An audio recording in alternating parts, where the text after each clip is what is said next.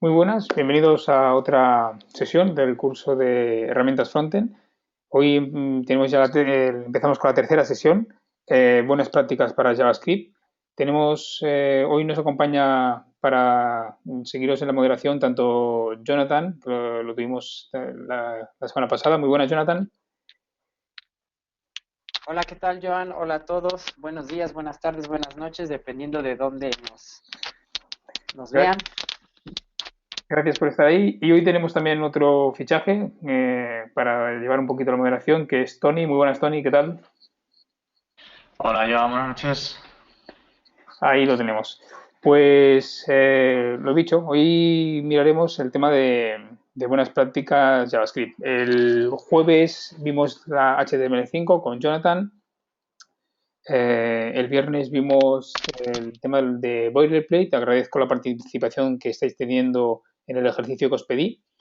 Hoy veremos la parte de buenas prácticas de JavaScript y mañana buenas prácticas de CSS. CSS, un poquito de SAS, arquitectura de los archivos CSS.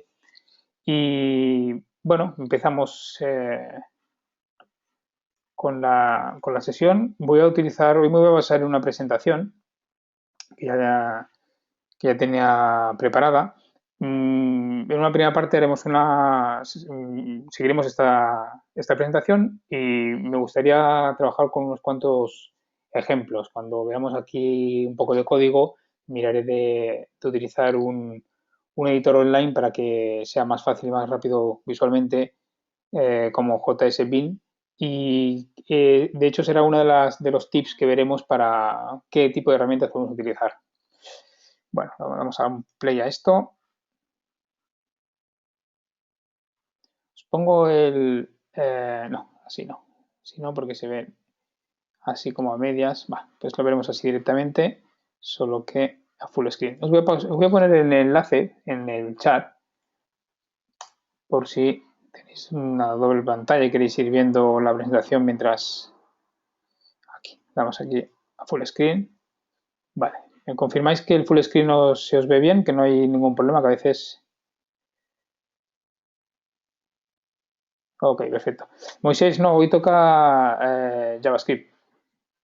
Mañana toca la sesión de CSS. Creo recordar que no es un cambio que hicimos ya hace tiempo. Si en el PDF donde está el temario está al revés, perdonad por ese error, pero la sesión de CSS la da Nahuel y hoy no podía. No pasa nada que hoy veamos JavaScript y mañana CSS. O sea, el orden en este caso el orden de los factores no altera el producto y, no hay ningún problema porque no se chafan unos con otros. Pues empezamos con esto de las buenas prácticas de JavaScript y me gustaría que vieseis esta frase de Douglas Crawford, de, su libro de buenas prácticas de JavaScript, que es curioso, que creo que tiene mucho sentido, por eso cuando la leí la quise poner en esta presentación. Él dice que es el único lenguaje en el que me doy cuenta que las personas sienten que no necesitan aprenderlo antes de empezar a utilizarlo. Y me siento identificado. Realmente, cuando empecé a utilizar JavaScript, pues realmente lo que hacía era copiar código, pegarlo. Esto es un alert, esto es una función, le paso un parámetro, me la devuelve. Pero cuando empecé con JavaScript no conocía para nada cómo funcionaba el lenguaje de JavaScript. Entonces, ahí queda esa frase que realmente creo que tiene mucho peso. Vamos a empezar un poco con el script. Esta parte de script, la posición, ¿por qué? En la sesión del viernes ya lo comenté, eso de dónde poner el script abajo en vez de ponerlo arriba. En este propio ejemplo tenemos el script del Modernizer en la parte superior. ¿Hubo alguna duda sobre por qué en este caso este sí que lo poníamos arriba? Creo que quedó clara. Por si alguien no estuvo en aquella sesión o no y no ha visto el vídeo todavía, comento que ahora veréis en las siguientes slides el JavaScript, o sea, el render del navegador, cómo funciona. Ahora volveremos a esta pantalla de código. Vamos a ver cómo funciona un navegador. El navegador, cuando le hacemos una petición en el campo de texto de la URL, hace bastante más cosas porque envía esa URL a un servidor de DNS, convierte en ese nombre en una IP, localiza en el servidor, devuelve que está activo y le pide que le dé la página por defecto. ¿Qué es lo que envía un servidor a una petición HTTP de un navegador? Le envía HTML. Una vez lee el HTML, se lee todo el HTML y busca si tiene CSS. Si tiene CSS, entonces lee el CSS y tiene ya dos objetos. Uno, el DOM, que es el Document Object Model, y el CSS OM, que es el CSS, las hojas en cascadas, Object Model. Tenemos estos dos objetos. El siguiente, hacia abajo. El siguiente paso es genera el render tree, el árbol de render, genera el layout y luego pinta. El layout es la distribución de los elementos y luego los pinta en pantalla. El paint es el último paso que lo que hace es pintarlo en pantalla. Este sería el proceso de un HTML con CSS, sin nada de JavaScript. Vamos a la siguiente slide y vemos que tenemos el JavaScript, lo tenemos entre medio del HTML y el CSS porque es bloqueante. Nuestro JavaScript, si nosotros tenemos un JavaScript, el navegador lo que va a hacer es interpretar todo ese JavaScript antes de pasar al render tree. ¿Por qué? Porque el JavaScript puede modificar el DOM y puede modificar el CSS OM. Fijaros que podemos tener en nuestro script, lo que haga era generar un CSS para añadirlo a un documento, puede generar al vuelo HTML con su CSS para inyectarlo. Entonces, hasta que no acaba de leer todo el JavaScript, no genera el render tree. Entonces, tenemos que ver JavaScript como un elemento bloqueante en el proceso de carga.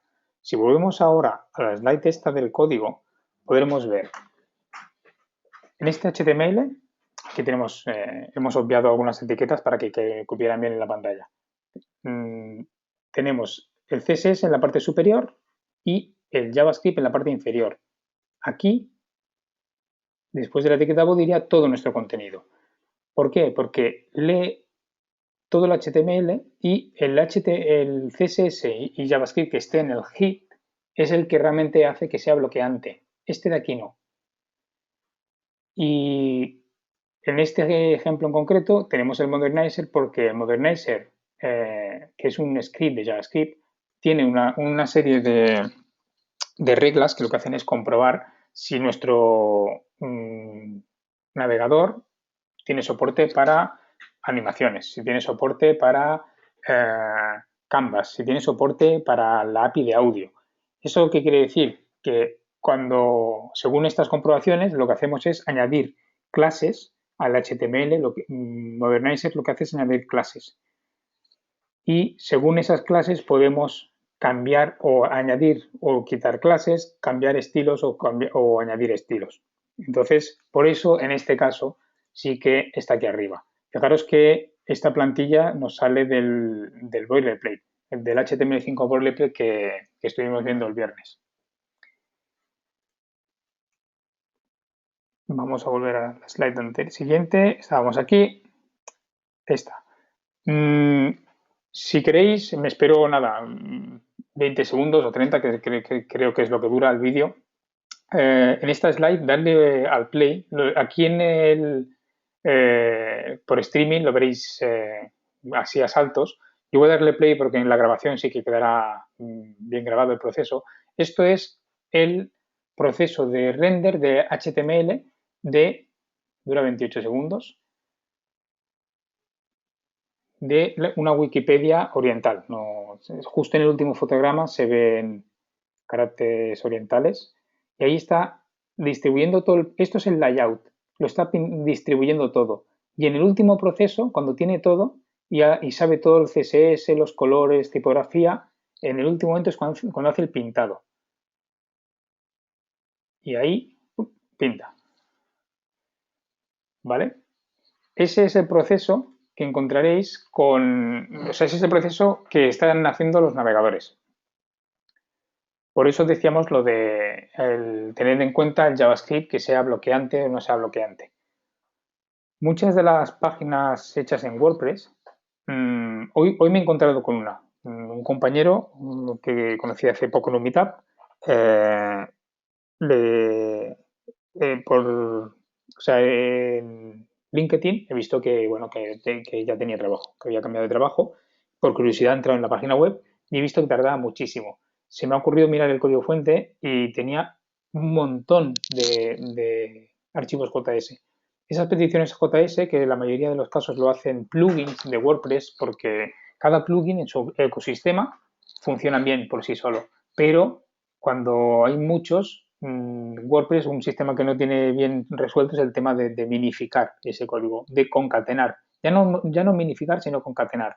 Eso lo veremos en la sesión de Jonathan con Gulp y Grunt y los plugins para ver cómo concatenar y minificar archivos de JS, de CSS, incluso de imágenes. Y si no, el tema de imágenes la veremos en la sesión que hay específica de optimización de imágenes con Nahuel.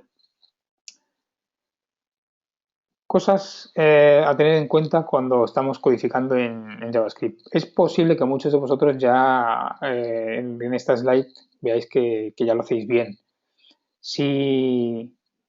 Lo que tenemos que evitar es, he oído algún comentario, bueno, más que un comentario, definir o referirse a este tipo de código como el sistema tradicional. El sistema tradicional, cuando empezamos a utilizar JavaScript, sí que tenemos que poner el onClick, porque lo que hacíamos es, estamos vinculando acciones de JavaScript a una etiqueta del DOM, que es en este caso es la A, así. Poníamos onClick, entonces cuando hacíamos un clic llama a esa función. Pero fijaros que aquí tenemos un ID, tenemos el ID SYNCIN. Si tenemos un ID, lo ideal es, de manera correcta, en el HTML es poner solo esto. Aquí he obviado la URL, habría que poner la que tenga. Y en este caso está hecho con jQuery. Tenemos el selector del ID y la función de evento. OnClick, mi función, hago un event prevent default, porque, por ejemplo, no interesa que vaya el enlace y hay que hacer lo que queramos, y luego un return false, porque así en este código es cuando hacemos lo que tengamos que hacer. Pero la idea es desvincular el JavaScript del HTML. No deberíais poner nunca vuestro JavaScript ni aquí, y mucho menos aquí un JavaScript 2 puntos custom function. ¿Alguna duda sobre esto que hemos visto?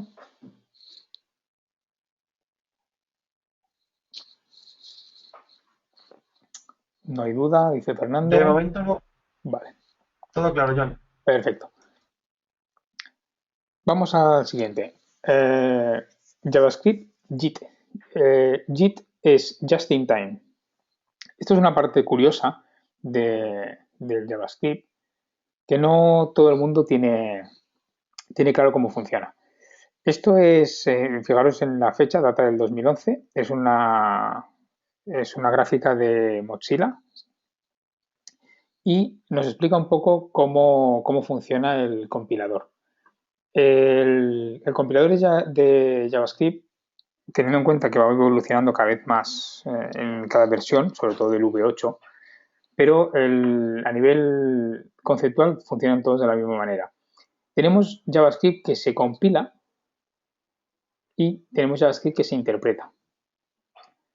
Y inicialmente JavaScript por naturaleza es un lenguaje interpretado, no se compila y envía un binario al navegador. Hay algún proyecto que está saliendo sobre el tema de cómo hacer compilaciones para enviar que el navegador interprete directamente esos binarios, pero de momento lo que tenemos es nuestro script que hasta ahora teníamos entendido que era interpretado. Es cierto, pero cuando el navegador lee todo el código, la parte que ve que puede, como una función, Una función, una vez la tiene compilada, no tiene que interpretarla cada vez. Entonces, ahora veremos unos ejemplos sobre eso. Tenemos código que queda compilado y que es mucho más rápido, y código que no se puede compilar y queda como código interpretado. Cuando lo vuelvo a llamar, se vuelve a interpretar ese código. No tenemos que poner nada en especial, ahí ahora veremos algunos pequeños tips, pero no hay nada en concreto que podamos decir, este código me lo compilas, nunca me lo interpretes. Tenemos la manera de hacer que algo, forzar a que nunca se interprete, pero más que nada porque si le ponemos un eval, ahora lo veremos, no tiene posibilidad de compilar ese código porque puede ser que allí haya algo que pueda ser aleatorio o algún valor random que no lo tiene disponible en el momento de leer ese código y compilarlo para que sea más rápido.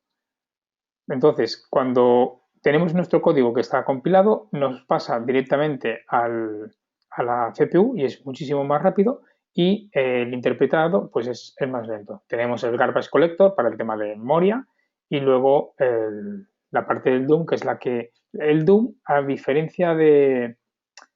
bueno, más que a diferencia, por mucho que nos pueda sorprender, no pertenece, no es un estándar de la W3C. El DOM es una API. Es una API que además es muy lenta, muy pesada, es muy lenta de trabajar con ella. Los selectores de jQuery o el Query Selector de JavaScript nos permiten interactuar con ella. Pero si alguien conoce JavaScript como para haber trabajado con los nodos, el sistema de trabajo con JavaScript puede ser complejo, pero lo peor de todo no es esa complejidad, es que es lento. La interpretación de parte del navegador es lenta. El tema de lentitud hay que cogerlo con pinzas, porque hoy en día con las máquinas que tenemos y los navegadores que tenemos, pues son rápidos. Pero comparados con otros lenguajes y con otros sistemas, el hecho de trabajar con el DOM es muy, muy lento.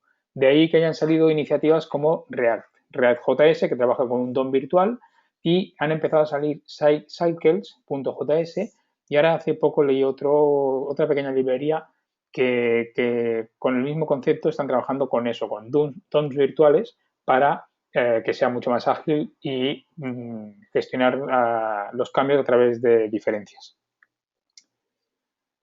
El caso que comentaba antes, en el código de la izquierda lo tenemos mal y en la derecha lo tenemos bien. Fijaros que en la segunda línea de la función tenemos un eval. Esto, si lo ejecutamos, los dos van a hacer lo mismo. Aquí no hay ningún console y no veríamos el resultado de la suma, pero el hecho de que haya un código a evaluar, y aunque sea que no hay nada, es un string vacío, el compilador no puede compilar esa función. La va a dejar como código a interpretar cada vez que se llama. En cambio, el de la derecha va a ser más rápido. Fijaros que lo que vamos a hablar es de optimización. Aquí abajo tenéis un enlace que es jsperf.com. Vamos a abrirlo. Se trata de una página web que durante un tiempo ha estado parada por temas de fondos, creo que es de la persona que lo llevaba, y voy a trabajar con ejemplos de un compañero de la casa, Tomás Corral, que es docente también en algunos de nuestros cursos, y ya los tenía, o sea, estuvo trabajando sobre todo esto, y vamos a ver la diferencia, porque esta página web lo que nos hace es comparar tantos códigos como queramos. Aquí en este ejemplo tenemos dos, podemos tener varios. Podemos tener, la verdad es que no sé si tiene un límite, pero bueno, que he visto test donde hay aquí 10 opciones tranquilamente. Vamos a acceder no a la que nos tenemos en la slide, sino directamente a la segunda, que podemos hacer revisiones. Y aquí vemos cómo tenemos n vale 200. La función no evaluada, tenemos el val, o sea, la suma de es igual a 0 y hacemos la iteración. Y con el eval tenemos el eval con una cadena vacía.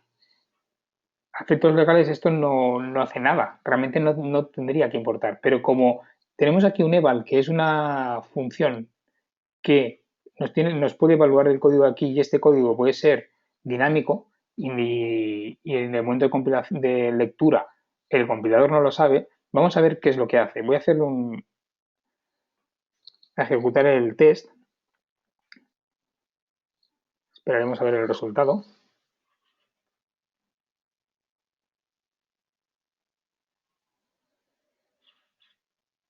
Y aquí tenemos el resultado. Estaba leyendo una pregunta de Gabriel que dice, para manipular los eventos usamos Custom Data Attributes. ¿Los eventos o los elementos del DOM? Si utilizáis Data Attribute, mejor. Luego veremos alguna cosa sobre eso. Fijaros la diferencia. Creo que son 10.000, hace un test de 10.000 y tiene las operaciones por segundo. Podemos hacer 6 millones, más de 6 millones de operaciones por segundo y 574.000 operaciones por segundo en el caso del eval.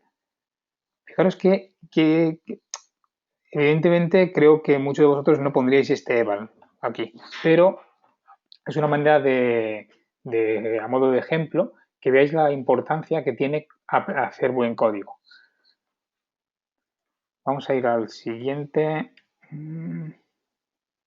Bueno, si no os molesta esta distribución de ventanas, nos quedamos así, así podremos ir tabulando entre ellas. A ver,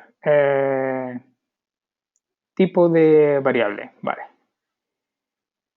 Creo, no sé si hago así más grande, no, es que si hago más grande, voy a volver a full screen, que lo veréis más grande. ¿Alguien sabría decirme las diferencias que hay aquí en estas dos líneas, aparte de un salto de línea que aquí se nos ha ido? ¿Alguien sabría decirme, ve cuál es la diferencia entre el código malo y el bueno?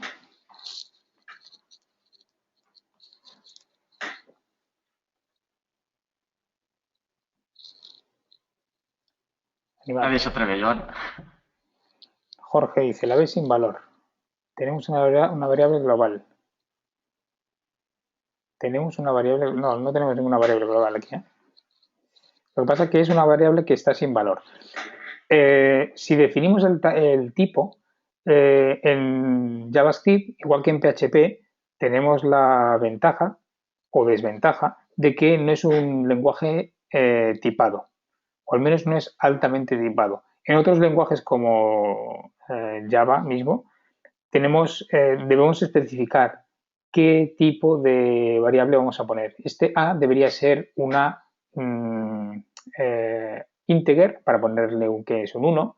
Este B no estamos especificando nada, nos daría error. A la hora de compilar nos estaría dando un error. Aquí la B, el compilador en el momento de... Perdón, digo compilador, pero es el intérprete. El just in time es el intérprete de JavaScript.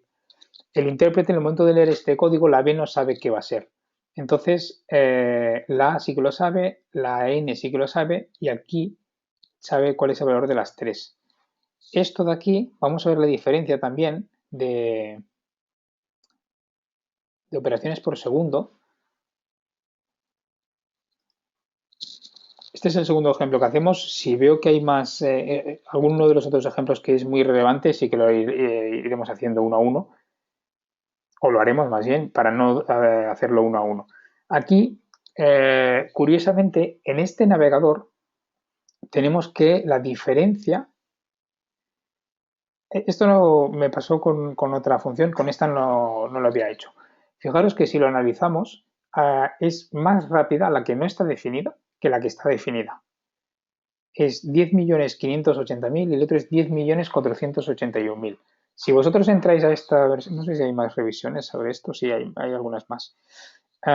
Si entráis y ejecutáis esto, casi que me gustaría ver cómo funciona esto en Firefox, porque no me importa tanto el hecho de este ejercicio en concreto, sino el hecho de que veáis eh, que la buena práctica está en analizar el código. Fijaros que aquí ya tenemos más diferencia. En Firefox, el que está definido como número es pues casi 2 millones más rápido, 2 millones de veces más rápido que el que no lo tiene definido. ¿Vale? Lo digo porque en Chrome, en versiones anteriores, ahora estamos en la Chrome 46, en versiones anteriores había bastante diferencia. ¿Qué es lo que está haciendo Chrome? Los ingenieros de Google lo que hacen es, a ver,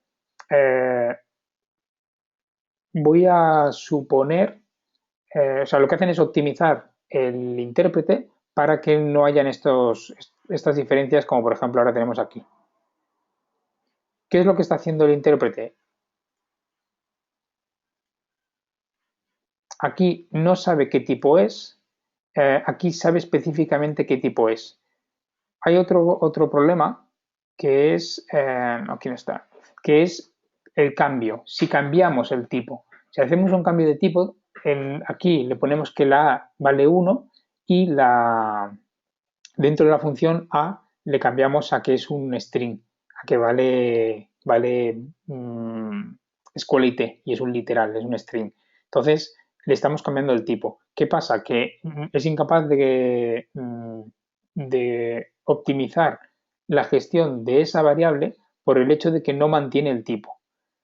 Entonces aquí la buena práctica es, aparte de especificar el tipo, es mejor, esta b, por ejemplo, sería mejor ponerle b igual a 0 que no el hecho de tener aquí un b dos puntos. Podemos ver que en el caso de Chrome, en la última versión, no le afecta, pero en otros navegadores, como hemos visto en Firefox, allí sí que afecta Fernando ese comenta también que en Internet Explorer 10 afecta muchísimo. 10 millones frente a 200.000. Pues genial, gracias Fernando por compartirlo. Y Safari dice que también, en Safari como sí que podemos mirarlo, vamos a verlo. Safari. Y vamos a poner aquí directamente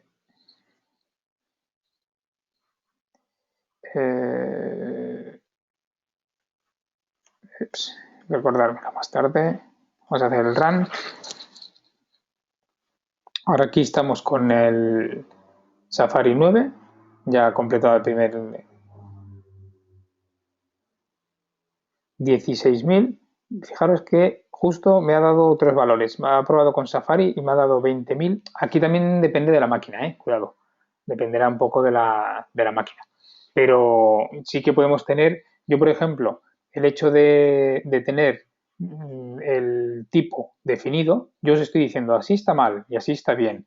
¿Qué es lo que hago? Lo primero lo compruebo y veo que el Chrome me está dando valores pues muy similares o incluso superior al que no está bien, el que estoy diciendo que no está bien. Entonces, ¿qué es lo que tengo que hacer? Pues comprobarlo con otros navegadores, no solo con Chrome. Si hay gente que ya lleva tiempo en esto de la web, recordará que tiempo atrás, cuando estábamos maquetando HTML, no podíamos tener un código sin cerrar una etiqueta. No podíamos hacer un P, poner un texto, un lorem ipsum muy largo y no cerrar el barra P. Porque eso rompía un P o un div. Eso rompía todo el código de abajo. Hoy en día, si tenemos tres divs dentro de otro div y uno de ellos no está bien cerrado, Chrome, en el momento de leer de interpretar el HTML, piensa, pobrecillo, se ha dejado un div aquí por cerrar, está claramente que aquí va uno que se lo ha dejado, pues voy a interpretar que lo tiene y lo presenta. Tiempo atrás eso no pasaba. Ese div rompía y rompía el HTML, y entonces de momento lo veías enseguida, porque el momento de visualizarlo veías que había algo que no cuadraba. Esas pequeñas ayudas también las están implementando en el motor. Chrome está utilizando el V8, pues entonces, ¿qué es lo que está haciendo? Pues cosas como esta. Esto, hace un año, os aseguro que esto no era la información que había. Era más del estilo que hemos visto aquí de Safari, y de Firefox. Entonces, una buena práctica es definir el tipo. Este es el otro caso que vi que aquí me fallaba, o sea, más que fallarme, veía que no, he visto que no hay diferencia entre uno y otro, incluso la que no está optimizada obtiene mejor resultado. Acabamos con esta, fijaros que 1.650.000 y 1.646.000. ¿Qué es lo que estábamos intentando hacer aquí? Decimos que es un mal código el hecho de, dentro de una función que tiene un bucle, llamar a otra función que lo único que está haciendo es devolver la posición del array. ¿Qué está más optimizado? Pues el de la derecha, donde lo que estoy haciendo es directamente, o sea, esto que estoy retornando, lo estoy haciendo directamente aquí. Tened en cuenta que es un ejemplo muy pequeño para que lo podamos leer en una slide y lo que hay que analizar es que si lo que estamos retornando aquí es una función o una operación de suma, resta, multiplicación, añadiendo paddings, puede parecernos que está más optimizado a nivel de código porque es más limpio que no el hecho de tener dentro de este bucle, añadir aquí muchas propiedades dentro de JavaScript. A nivel de código va a ser esto más limpio, más mantenible, no lo niego, pero si lo que buscamos es optimización de velocidad, entonces esto nos va a dar un mejor resultado. Aquí el primer punto de reflexión. Ahora estamos diciendo que esto nos plantea un código más rápido, pero esto nos plantea un código más mantenible. Las buenas prácticas son para nosotros y para nuestros compañeros y compañeras que estén desarrollando en un proyecto. Y si estamos haciendo algo open source, con más sentido. Aquí es cuando hay que aplicar el sentido común. ¿Qué pesa más? ¿El tener un código muy mantenible o el tener un código muy optimizado? Hay muchas opciones de optimizar código y hay muchos trucos para optimizar código. Y si nuestro producto depende de ello, o sea, el equilibrio está, o sea, el mundo perfecto está en que sea un código mantenible y además esté muy optimizado y muy rápido. Pero si alguno de vosotros ha mirado alguna vez el código fuente de jQuery, jQuery está muy optimizado, pero es un código muy complejo. ¿Por qué? Porque lo que van es a optimizar, no a que sea un código muy legible. Entonces aquí hay que encontrar el equilibrio de un código legible y un código que esté optimizado. ¿Alguna pregunta sobre esto? Sí, hay dos preguntas. Una es de Fernando. Comenta si, bueno, en concreto comenta que lo que tendremos que ver si aplica o no usar una función. Uy, no he entendido eso. ¿Si aplica o no? Tenemos que ver si aplica o no usar una función. Ah, vale. Dentro de esto, sí. Es un ejemplo muy muy chorra, la verdad. No es una cuestión, o sea, no es un código que tengamos en producción, es a modo de ejemplo. Y esto es muy evidente, el hecho de este ejemplo. Aquí estamos haciendo una llamada a una función que es directamente pues, el acceso según un ID de la población en ese caso.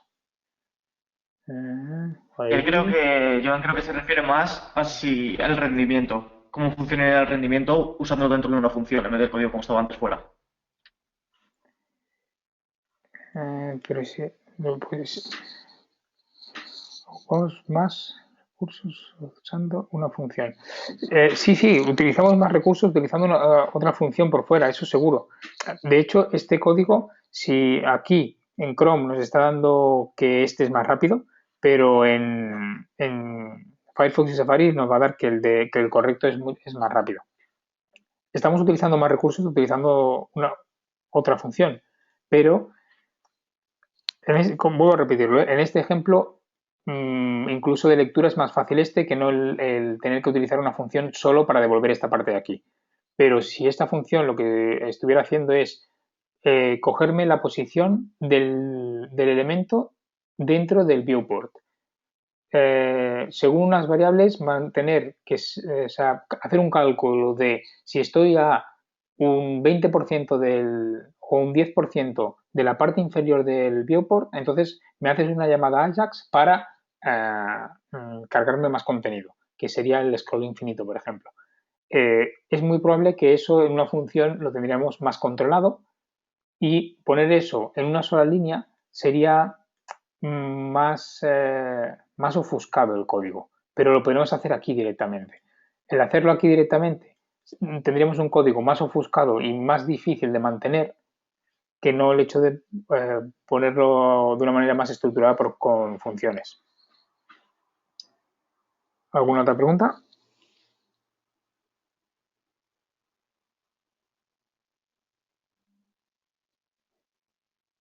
Veo una de Jorge, sí, bien, tiene razón, dice que si el get fuera un método del objeto city, sí, no es el mejor código, o sea, que es un ejemplo muy obvio, pero precisamente lo que quería es que vieseis eso, que el aplicar un buen código es en cuanto no solo en cuanto a estructura, sino a lo que vamos a obtener luego a la hora de compilarlo. Perfecto. En Safari dice que es prácticamente igual. Han mejorado mucho, la verdad, es que la ventaja es que nos están ayudando los compiladores con este tipo de cosas. Vamos a analizar un poco el lenguaje JavaScript. A ver, esto es una guía de estilos. Sobre esta guía de estilos vamos a interpretarla, vamos a especificar el por qué o quién está utilizando esta guía de estilos. Esta guía de estilos se estuvo utilizando o se está utilizando en Softonic, pero luego veremos las de Airbnb que me gustan incluso más. Aquí, por ejemplo, nos está diciendo, vamos a escribir espacios y indentaciones dentro del código. Vamos a poner espacios antes y después de los iguales. Este tipo de convenciones se están convirtiendo en un estándar, pero es un estándar un poquito con algunas variaciones según ya no el proyecto, sino el equipo de trabajo. Sí que se especifica, cuando hay un return con un object, se especifica el punto y coma. Es muy importante este punto y coma del return. Sí que se especifica el abrir llaves y cerrar llaves, el que la apertura esté en la misma línea de la función. Muchos de PHP esto se suele poner aquí abajo, function, el nombre, y entonces aquí abajo abre la llave. La convención que hay en la comunidad es que sea de esta manera. Esta parte de aquí, por ejemplo, si es una función anónima, a mí especialmente no es que me guste. Prefiero que esto sí que esté junto, igual que si fuese una función con nombre. ¿Qué más? Algo destacable. Poner espacios después de las comas en los argumentos, o sea, todos los parámetros que estemos pasando, separarlos por comas, pero además poner un espacio para facilitar la lectura. En el caso de las condicionales, utilizar siempre el triple igual. Creo que hay una slide más abajo que lo especifica. Y el for, pues ponerlo también en una sola línea. Y fijaros que tenemos espacios delante y detrás de los iguales, espacio delante y detrás de los operadores y espacios después de los punto y coma. Esto nos permite tener un código más legible.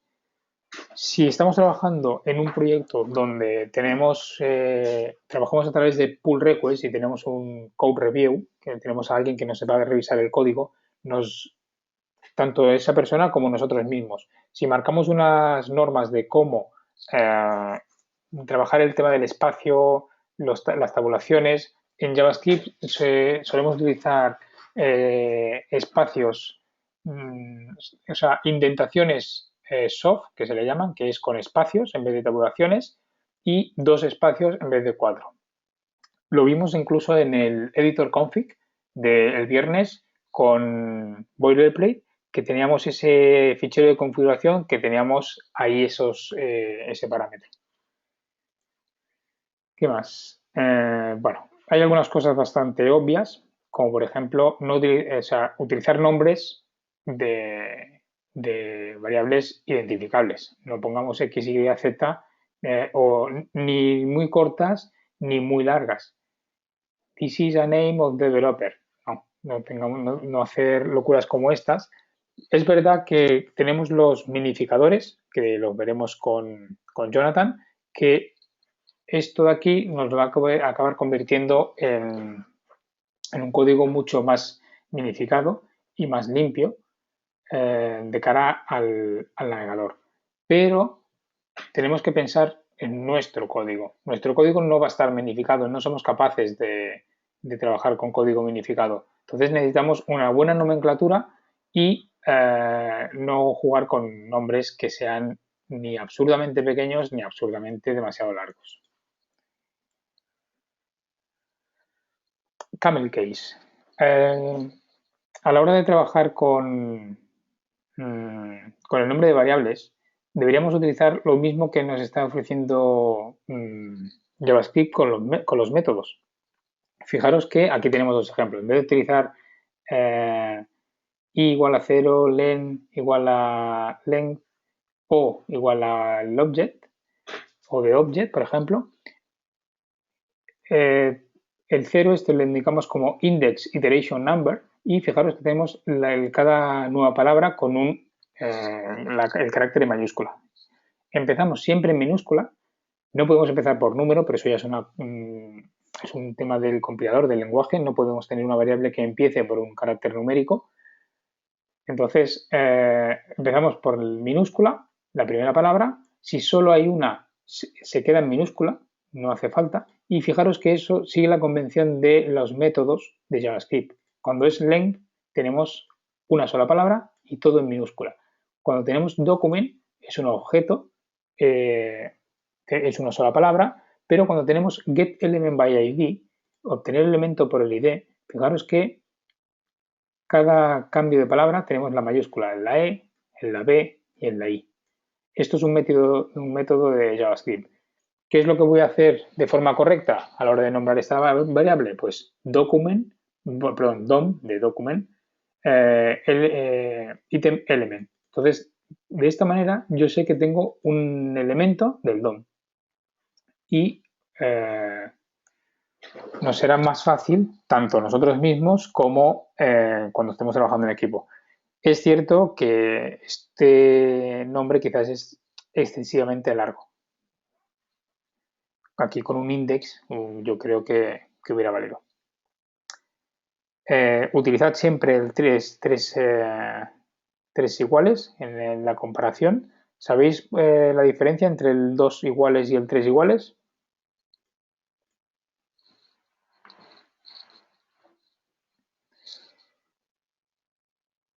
No. Comentan que no llevan. Hay algunos que no, algunos que sí, valor y tipo, exacto.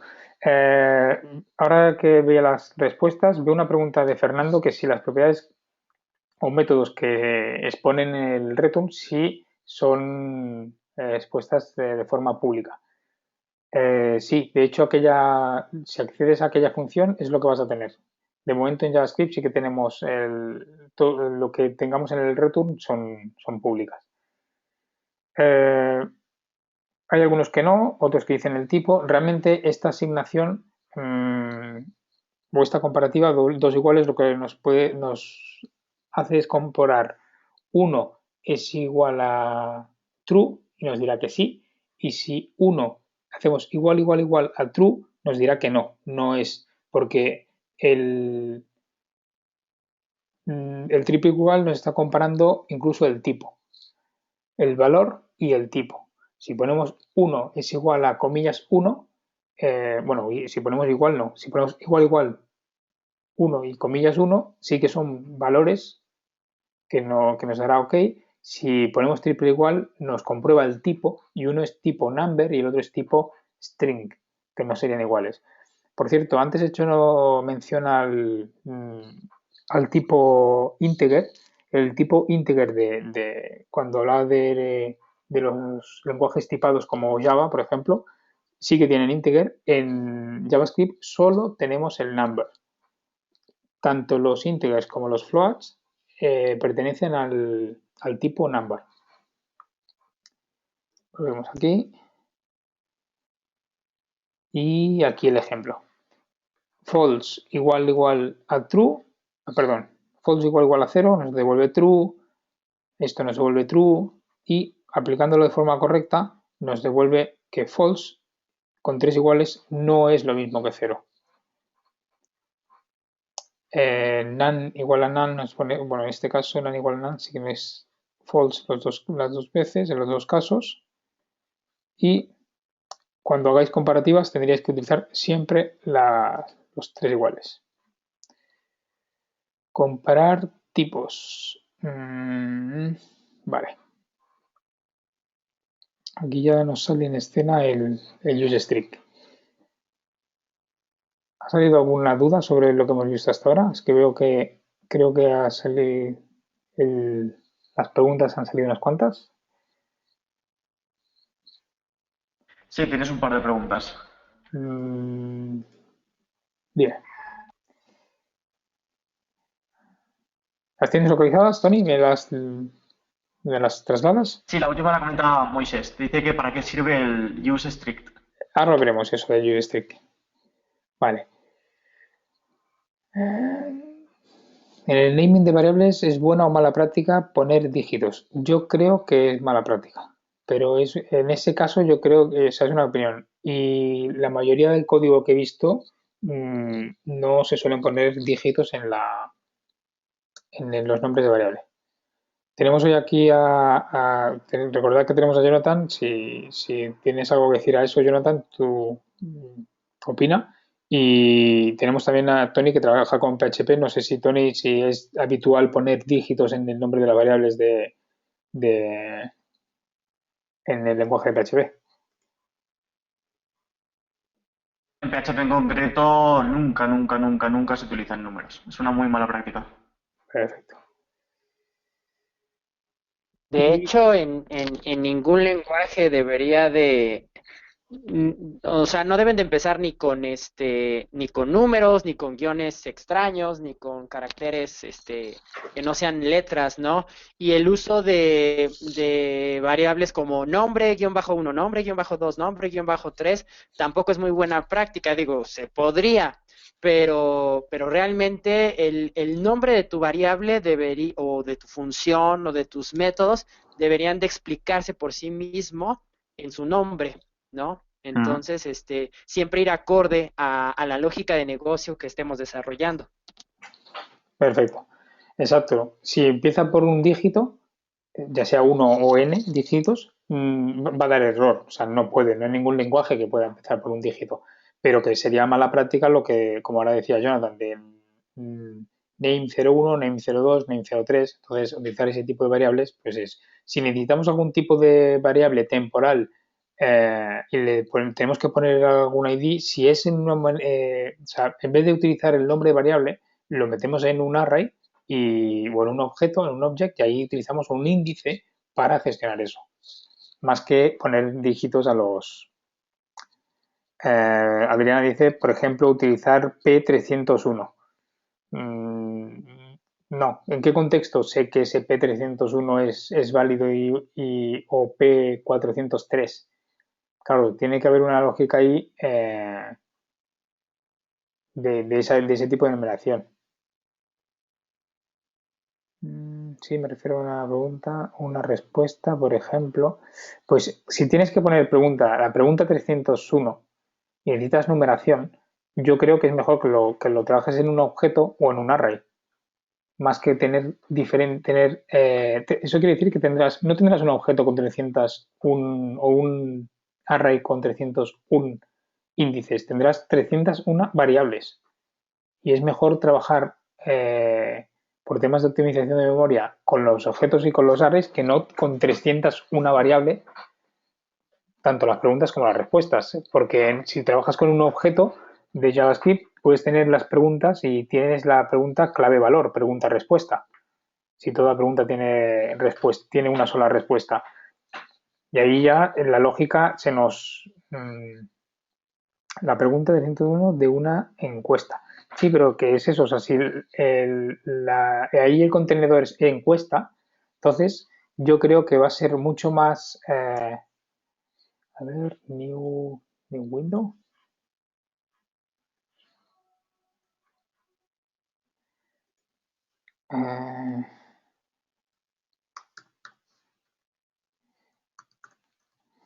Encuesta 301. Creo que te va a ser mejor esto, que ahí tendrás las que sea, que no el E301, me voy a... no, T301 es igual a lo que sea. En mi caso, Joan, cuando tengo que definir variables que hagan referencia a un número, lo que intento hacer es buscar la primera palabra a lo mejor de esa encuesta. Me he perdido ahí con eso que comentas. Sí, que muchas veces, por ejemplo, la encuesta 301 tiene una pregunta, ¿correcto? Yo lo que hago es que a lo mejor la primera palabra de esa encuesta, de esa pregunta, es la que utilizo para la variable. Para luego a la hora de buscarla o a la hora de tener esa referencia la tengo ahí. Si haces o sea, si jugamos con una array, aquí tendrás bueno, que de hecho aquí sería pregunta y aquí podrías tener tanto la pregunta, esto podría ser igual a otro objeto, que este objeto tenga la pregunta y la respuesta. Si es, vuelvo a repetir, si es un caso de que es una sola pregunta y una sola respuesta. Pero que creo que sería una manera más estructurada de tener esas variables. Pero además, en este ejemplo en particular, si es un sistema de encuestas, seguramente todo esto se genera dinámicamente y se guarda en una base de datos. Entonces, a lo mejor lo que te conviene es crear una variable llamada encuesta, a lo mejor número de encuesta, número de pregunta, y seguramente ese es un template que tú tienes y que cuando vayas a consultar la base de datos con el lenguaje backend que estén desarrollando, esa plantilla va a ir cayendo, ¿no? Y por cada pregunta o por cada encuesta, pues en el backend se genera un ciclo que te regresa toda esta información, pero en el front se me hace muy excesivo tener variables de la encuesta 1 hasta la encuesta 301. Entonces, más bien ahí sería como reevaluar la lógica de negocio que están trabajando o la nomenclatura que están utilizando para sus clases o funciones. Exacto. Gracias, Jonathan. Seguimos. Aquí comparando tipos, ejemplos de cómo comparar tipos es si el name es igual a undefined o es igual a null. Si el name es igual a null, aquí sería mejor poner el triple igual. Y después el useString, creo que hay una slide más abajo que lo comenta. Si no ponemos el triple igual, el intérprete de JavaScript nos va a dar un error. El useString lo que hace es definirnos se ejecuta de modo estricto. No podemos poner... vamos a hacer una cosa. Vamos a ver este código. Salgo de la pantalla completa. Vamos a ir aquí a JSBin. Me parece que ese nos va a ir muy bien. Cerramos el HTML, abrimos consola y abrimos el JavaScript y el output fuera. Tenemos el JavaScript y la consola. Pegamos esto y le ponemos aquí bueno, no hace nada. Hacemos un run. Fijaros que no nos hace nada. Vamos a hacer un console.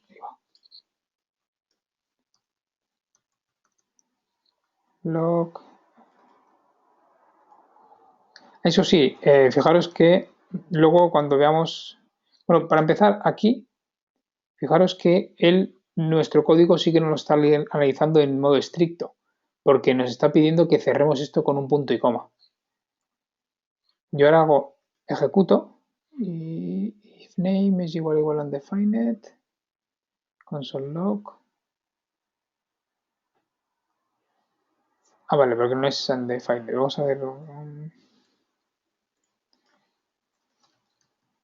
segundo.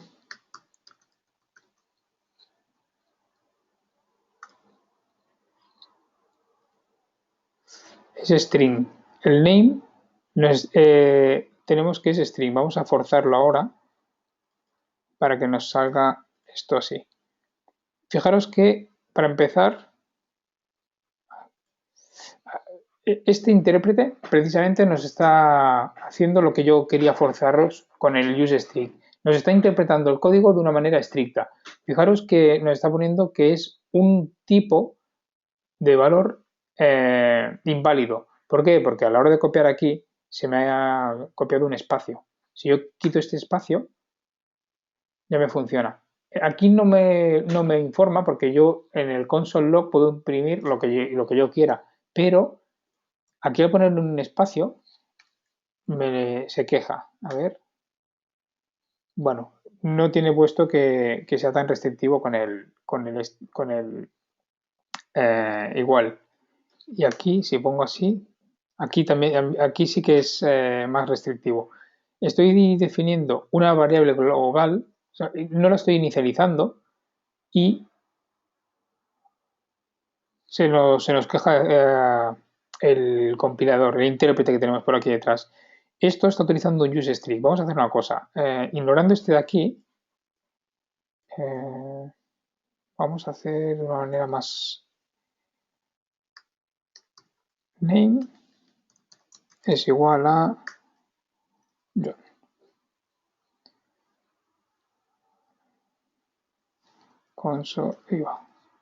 Console.log name. Voy a poner el punto y coma para forzarlo. Y ahora aquí me pone, bueno, name no, perdón, lo he puesto entre comillas simples, tengo que quitárselas. Me imprime Joan. Si yo le pongo aquí y lo ejecuto, se me coloca aquí, strict, y lo ejecuto, pues no es el mejor ejemplo. Voy a abrir la consola.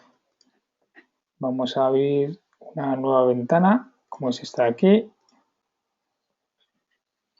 Vamos a la consola, limpiamos. Pues deben haber autorizado alguna cosa, porque este useString lo que debería hacer es no dejarme poner este código. Si ves alguna cosa que esté haciendo mal, Jonathan, confírmamelo. Function.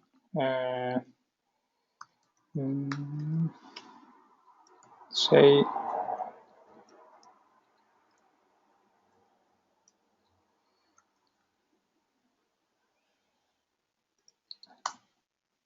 No entiendo por qué.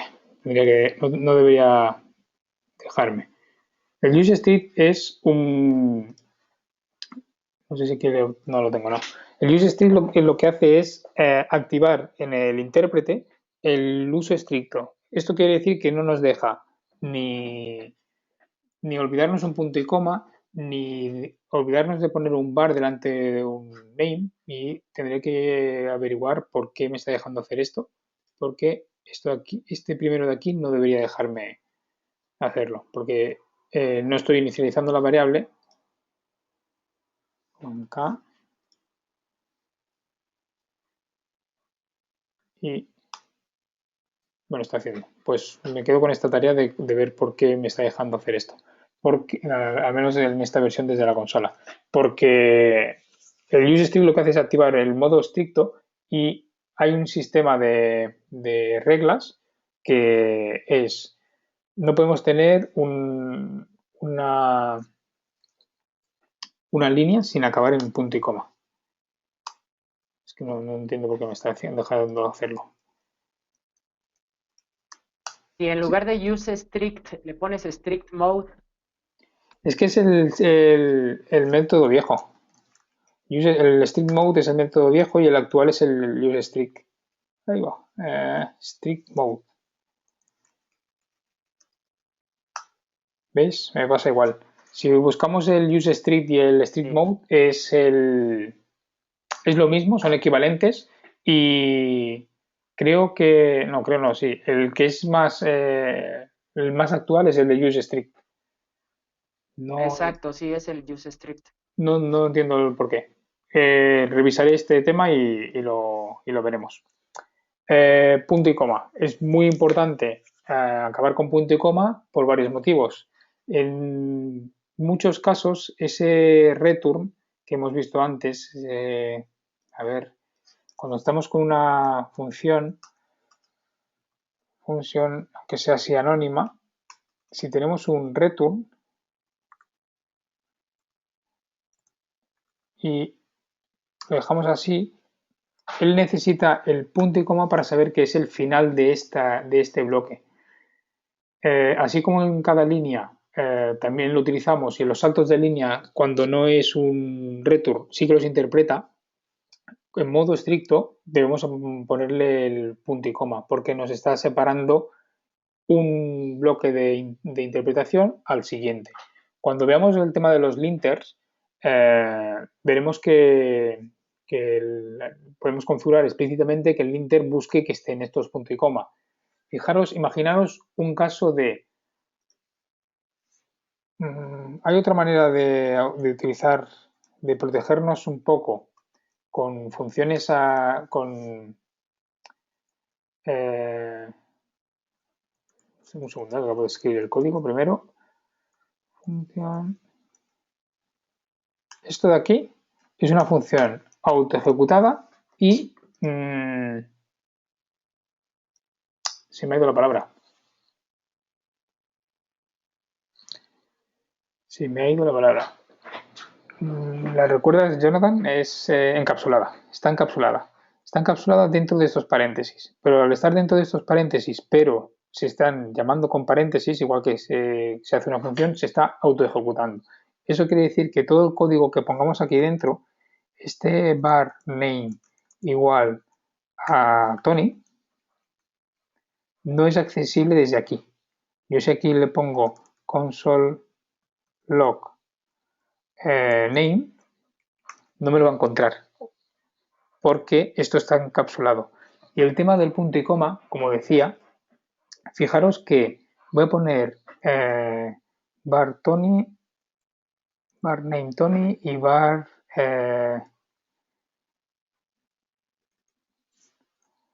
o vamos a poner name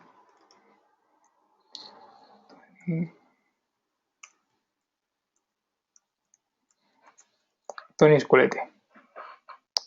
Si no tenemos el punto y coma, fijaros que cuando esto minifique, este código se va a convertir en esto. Los minificadores, esto me lo va a convertir en una A y esto me lo va a convertir en una B. Vale, hasta aquí ningún problema. Bueno, de hecho, los minificadores ya suelen ser más... los actuales son muy inteligentes y nos van a cambiar esto por una coma. Pero si nosotros hiciéramos la minificación, fijaros que tendríamos el código así. Entonces no tenemos separadores. Esto nos estaría dando error. Otra manera que nos puede servir el punto y coma para protegernos es poner un punto y coma aquí al principio. Veréis que hay puntos y comas, signos de admiración, pero yo personalmente el punto y coma me gusta porque imaginad que este código es el de una función o un plugin de jQuery que habéis cargado y acaba sin un punto y coma. Eso quiere decir que si hay esto de aquí, por ejemplo, esto haría que nos fallara todo esto. En cambio, de esta manera estamos protegiendo nuestro código. A partir del punto y coma, esto de aquí lo estamos cerrando. ¿Por qué? Porque si nosotros por aquí arriba tenemos un container es igual a lo que sea, pero no tenemos el punto y coma de separación, cuando lo esté interpretando, esto va a interpretarlo así y nos va a dar un error, porque no es una... O sea, esta variable, esto querría decir que esta variable container sería igual a todo este código. Entonces aquí necesitamos poner un punto y coma. Entonces, el punto y coma, a la hora de codificar, uno, ponerlo en en todos los finales de línea.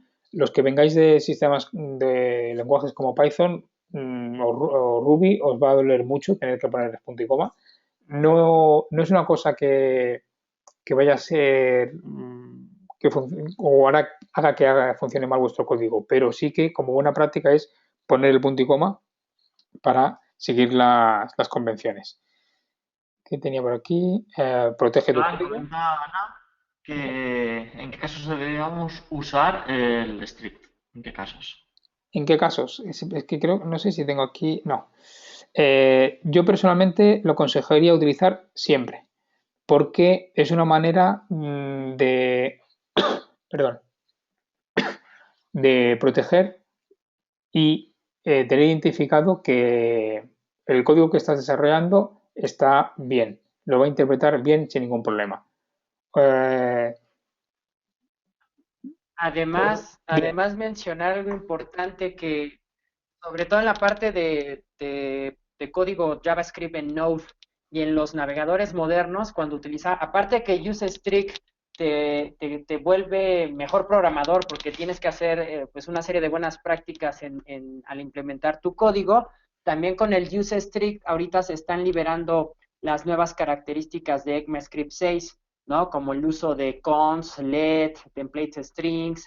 Entonces, aunque todavía no está al 100% soportado toda esta parte de ECMAScript y que más adelante habrá una clase donde hablaremos de esto, al nosotros poner el UseStrict, las cosas que los navegadores ya están empezando a interpretar, en automático toman esa bandera, ¿no? Entonces, es una muy buena práctica para hacer cada vez mejor código JavaScript, el uso de esta bandera. Perfecto, gracias Jonathan. Pregunta Fernando si sería interesante poner el punto y coma al principio de todas las funciones. No de todas las funciones, de todas las funciones encapsuladas, como lo que vemos ahora aquí. Tenemos aquí un punto y coma y tenemos nuestra función encapsulada que vamos a hacer una cosa. Esto, si ponemos aquí JavaScript, tenemos más código, más colores y una cosa que es posible que hayáis visto, esto nos está haciendo que sea una función encapsulada. Al estar vamos a separarlas, se suele poner así, pero vamos a hacerlo por partes. Primero, fijaros que está entre paréntesis, entre estos dos paréntesis. Este punto y coma al principio hemos dicho que era para protegernos. Aquí lo teníamos. Protege tu código. Protegemos nuestro código. Estos dos del final son estos de aquí, son los de una función. ¿Qué quiere decir? Que se está autoejecutando. ¿Cuántos de vosotros sabéis lo que está pasando en esta línea y en esta? ¿Por qué estoy poniendo esto aquí? Esto voy a juntarla así. Esto simplemente voy a volver a juntarlo. Y esto voy a juntarlo. ¿Cuántos de vosotros sabéis por qué estoy pasando estos argumentos y los estoy poniendo aquí?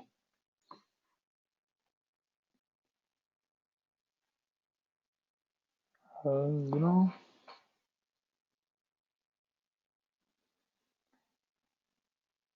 Autoejecución, dice Gabriel. No.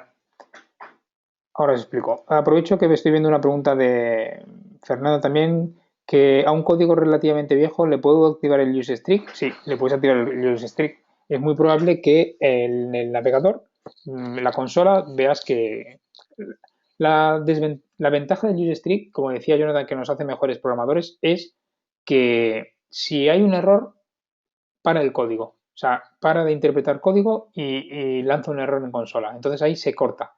Si nos hemos dejado un punto y coma, Entonces, si nuestro código es, a ver, no, hemos dicho antes que tenemos aquí var name es igual a Tony, var Twitter es igual a @Tony. Si nos dejamos estos punto y coma, cuando pase por aquí, de aquí para abajo no va a leer. Entonces, nos va a obligar a poner estos punto y coma para hacerlo de una forma más correcta. También es verdad que nos va a obligar a poner esto, tampoco lo pasará. Miraré a ver qué pasa, porque es que me ha sorprendido mucho que la consola no funcione en UseStreak. Haré una prueba y mañana, si tenemos tiempo antes de la clase de Nahuel, o luego os paso un correo con algunas conclusiones. Eso es lo que pasaría si lo pones en UseStreak. En cuanto estos parámetros de aquí, lo que estamos haciendo funciona como una función. Le pasamos los parámetros, 3 parámetros, y aquí nos llegan como argumentos. Para empezar, aquí estoy pasando 3 y aquí tengo 4. Este undefined es una metodología, es un sistema de asegurarnos que dentro de nuestra función tenemos el método undefined. Vamos a obviar esta parte y vamos a analizar estas 3. Tenemos jQuery y aquí tenemos un $. Cuando nosotros en una función le enviamos un nombre, pero aquí tenemos un name, utilizamos name. Aquí yo podría utilizar W y aquí podría utilizar D. Perdón, es que el autocompletar me ha fallado ahí. Esto quiere decir, este jQuery es $. Dentro de mi código, $, si yo hago un y llamo una función con un selector de punto container, este $, es este jQuery. Esto y esto es lo mismo. Y si yo quiero saber el window, en vez de poner window, le pongo w. Load URL, bueno, pues window add event. Aquí le sigo poniendo lo que necesite, igual que en el document. Entonces, es una manera de crearnos como unos alias, porque estoy pasando aquí los parámetros y aquí tengo los argumentos podríamos utilizar el mismo nombre o acrónimos, en este caso de una sola letra. ¿Qué quiere decir? Que toda la referencia que haga window yo dentro de mi script puede hacer referencia a W, no hace falta que ponga window. Eso es una cosa a tener en cuenta porque cuando estamos minificando, window y document son palabras reservadas que no van a minificar. Entonces aquí tenemos 2, 4, 6 caracteres y aquí si nuestro código tuviese 20 llamadas o 20 referencias a window, aquí las estamos utilizando con un solo carácter y aquí las estamos utilizando con 6 caracteres. Aquí 2, 4, 6, 8. Y aquí son 8. De estos 8 estaremos pasando a 1. ¿Por qué? Porque window y document son palabras reservadas que el minificador no va a minificar. Otra manera que tendríamos de hacer eso, si no estamos haciéndolo con este sistema que aconsejo utilizar porque esto encapsula nuestro código y cualquier cosa de fuera no nos afecta y lo protegemos.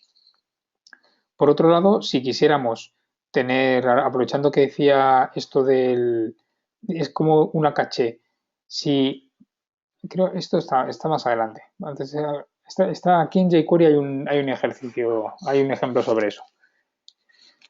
¿Alguna duda? Sí, Iván, tienes una duda de David Marchena que es bastante interesante. ¿Qué es más óptimo, si el punto y coma o sin numeración? Creo que no es cuestión de óptimo. Una closure con punto o por coma. Yo personalmente utilizo, he visto muchísimo código. Mira, David nos está preguntando esto. A ver, aquí. Si poner esto o poner esto. He visto últimamente, veo que la tendencia es utilizar esto en cuanto a la negación, pero la verdad es que a efectos prácticos, hasta donde yo sé, es lo mismo. Jonathan, no sé si con Node tenéis algún otro sistema para los closures.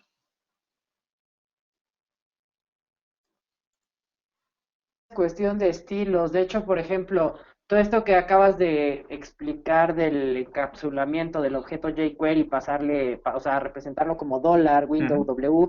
Si ustedes han utilizado alguna vez algún plugin de jQuery, y ustedes abren el archivo no minificado, sino el que está indentado para que nosotros veamos el componente que hizo el programador, así es como lo trabajan, ¿no? Y pues ahora sí que depende del estilo de cada quien, hay quien pone el punto y coma o el signo de admiración, ¿no? Ujú. Entonces, pero igual, por ejemplo, todo esto que está comentando Joan, ustedes pueden leerse el libro de Douglas Crawford, ¿no? Que incluso, por ejemplo, hay tres formas de definir una función autoejecutable y las tres son válidas, simplemente es cuestión de estilo de escribir el código, ¿no? Sí, Entonces, de hecho, permíteme, estos dos, abrir y cerrar paréntesis, si están aquí dentro, también funcionan.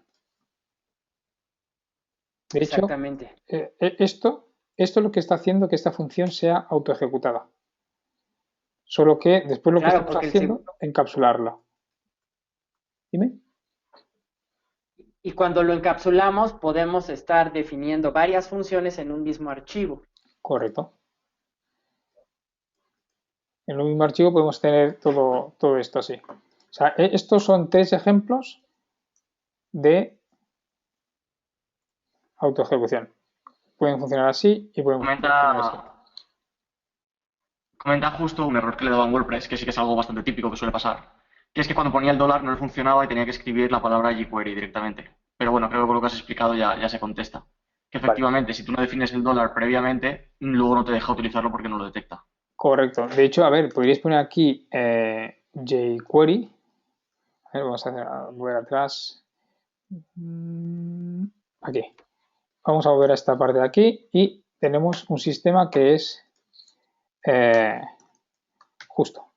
¿Esto qué quiere decir? Que jQuery aquí dentro se va a llamar justo y cuando tú hagas llamadas puedes hacer así, justo y vivo, justo y el selector, por ejemplo.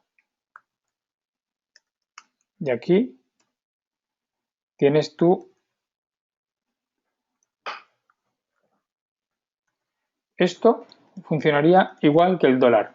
Evidentemente, cuando estás trabajando, esto si lo trabajas para ti en un pequeño ejemplo, vale, pero cuando abras esto al mundo y lo pongas en en una cuenta de GitHub, en un repositorio, GitHub, Bitbucket o cual sea, un Copen, un JSBin, cuando alguien ve aquí este justo, pues no va a saber de dónde baja, o sea, no es legible. Entonces, ¿cuál sería la buena práctica? Pues este dólar que tenemos aquí, que ya es un estándar dentro de jQuery, pues utilizarlo aquí dentro. O sea que hacemos un pequeño repaso a lo que es jQuery. Eh, está, de hecho, ya hace un tiempo que hay una época post-jQuery. Nosotros en el trabajo en la empresa hace ya un tiempo que todo lo que estamos desarrollando nuevo no estamos utilizando jQuery por, eh, por optimizar, para no tener que cargar esa librería además. Pero sí que quería comentar unos cuantos tips para jQuery porque primero está ahí, hay mucho legacy de código y sigue siendo una opción muy viable para mucha gente que empieza. Fijaros que este código yo lo pongo como mal, no es que esté mal, esto funciona, este código, pero una buena práctica, en vez de poner ese modal layer, le añadimos una clase, después le quitamos una clase y le añadimos los eventos de clic. Esto y esto es lo mismo. Aquí, ¿qué estamos haciendo? Estamos, primero, el selector poniéndolo en una variable. Lo estamos cacheando. Aquí estamos haciendo una llamada al DOM con jQuery de model layer. Otra llamada al DOM, otra llamada al DOM, tenemos 3 ya. ¿Y aquí qué hacemos? Una llamada al DOM y la ponemos en una caché, en una variable, y fijaros que utilizo $modal layer. Este es el único carácter que a nivel de código os podéis encontrar en muchos ejemplos de scripts que estén cargando plugins o que estén trabajando con elementos de jQuery. ¿Por qué? Porque es una manera de saber que esta variable es un objeto de jQuery.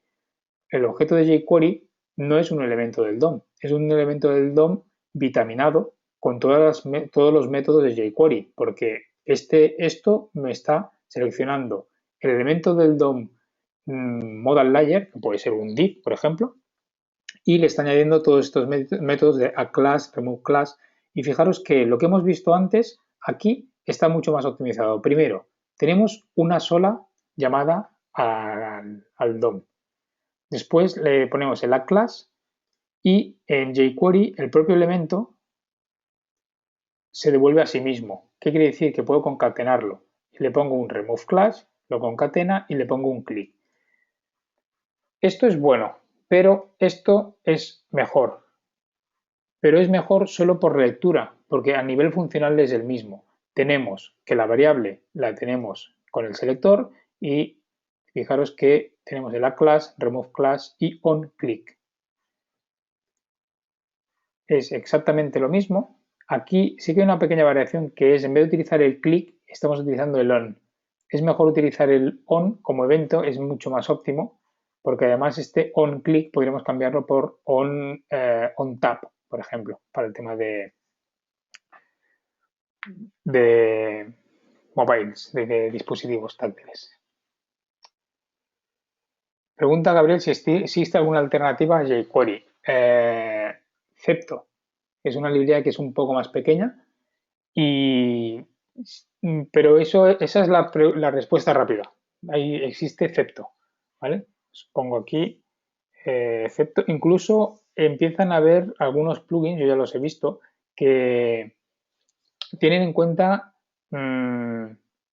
jQuery o Cepto. Fijaros que Cepto.js nos está hablando de dólar igualmente. ¿Por qué? Porque lo que podríamos hacer es este dólar de aquí. Vamos a obviarlo de window y document, ¿vale? Nos lo cargamos. Y esto nos funcionaría igual si tenemos jQuery y si hacemos aquí esto o Cepto. Esto quiere decir que el objeto jQuery, si está cargado, evidentemente aquí previamente tiene que haber la carga de jQuery, ¿eh? Esto es nuestro script, pero aquí previamente habrá el jQuery.js o el cepto.js. Si estamos cargando jQuery, el objeto jQuery existe. De hecho, vamos a probar una cosa, que es dentro de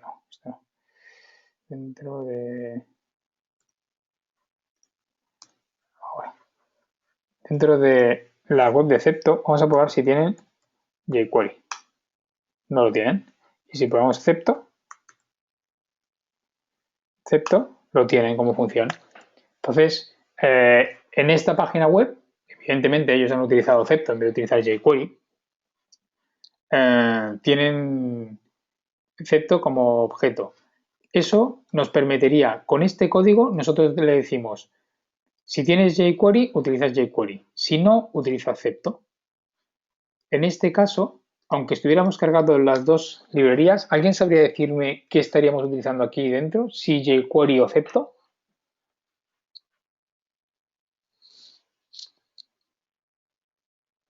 ¿Alguien se anima?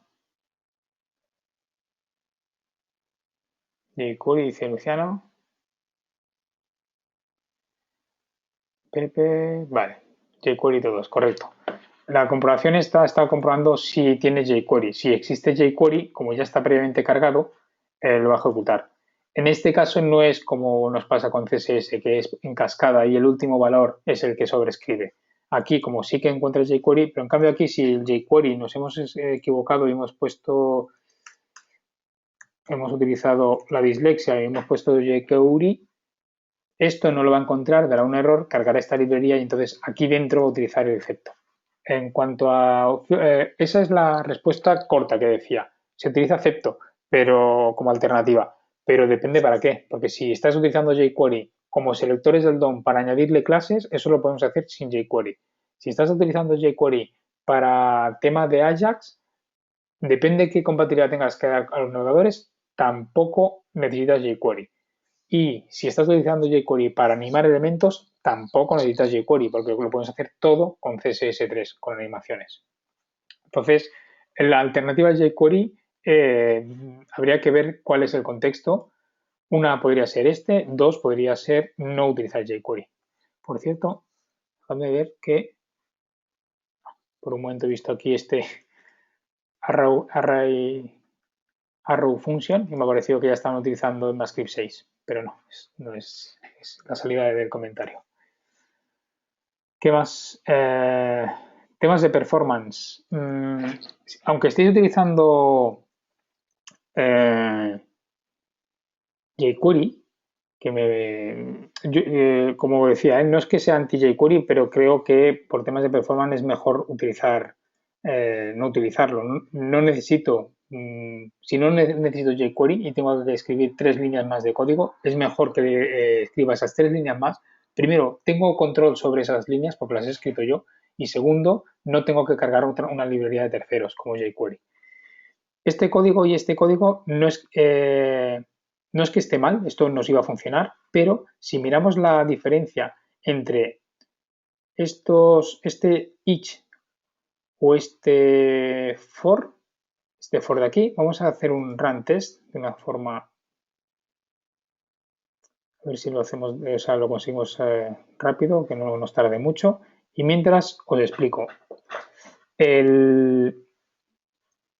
Este código de aquí, el de abajo, fijaros que lo que está haciendo es, primero, hemos utilizado, como ya lo sabemos hacer, ya lo tenemos en cuenta, en vez de utilizar directamente el selector, lo hemos puesto en caché. Aquí arriba también lo hemos puesto en caché. Utilizamos el each. El each de jQuery lo que está haciendo es nos devuelve un índice y el elemento. Y aquí imprimo en consola pues el elemento de cada una de las iteraciones. Esto, si yo tuviese un listado de un menú y cada uno de ellos, de esos li, tiene una clase element, pues entonces me devolvería en consola pues esos elementos del DOM. Esto sería, nos es muy fácil porque solo tenemos que utilizar el each y aquí este function y este index element podemos poner erróneamente, podemos poner IE de index y element, pero como habíamos dicho es mejor identificarlo para tener una mejor lectura.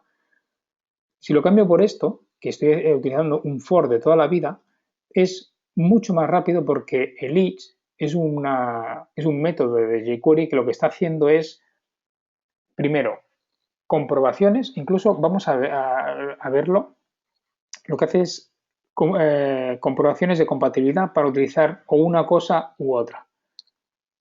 Vamos a ver qué resultado nos ha dado. Esto es este. Sí. Fijaros que 88.000 utiliza el each frente a 1.142.000 del for. Y en este caso hay, bueno, de hecho el código que tenemos allí de ejemplo es este, 1.158.000.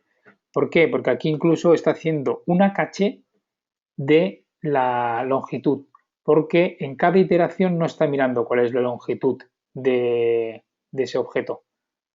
Aquí en cada iteración está mirando cuál es la longitud y la diferencia es muy poca. Bueno, es poca, son más de 10, casi más de 16.000 por segundo. Pero evidentemente no tiene nada que ver con el each de jQuery. Entonces, si estáis utilizando jQuery porque tenéis una dependencia de los selectores para no cambiarlo, podéis optimizar vuestro código con solo cambiar esta línea del each por esta otra. Y ya si hacéis, como el segundo ejemplo, con la la caché de la longitud, aún lo optimizaréis más. Eso quiere decir que va a ir más rápido. A ver qué tenemos en el siguiente ejemplo. Vale, esto a modo de tip en la consola para ver los tiempos. Si vamos a limpiar la consola, si ejecutamos este código, tenemos un console time y un console end time. Es time end, perdón. Le pongo un nombre, le pongo loop, como le puedo poner ejemplo, o sea, o loop de 1.000.000. Entonces, lo que estamos haciendo es, primero, capturamos en consola el tiempo, hacemos cualquier función, aquí tenemos un loop de 1.000.000 y luego, el cual no está imprimiendo nada, pero luego nos imprime el final. Si yo ejecuto esto,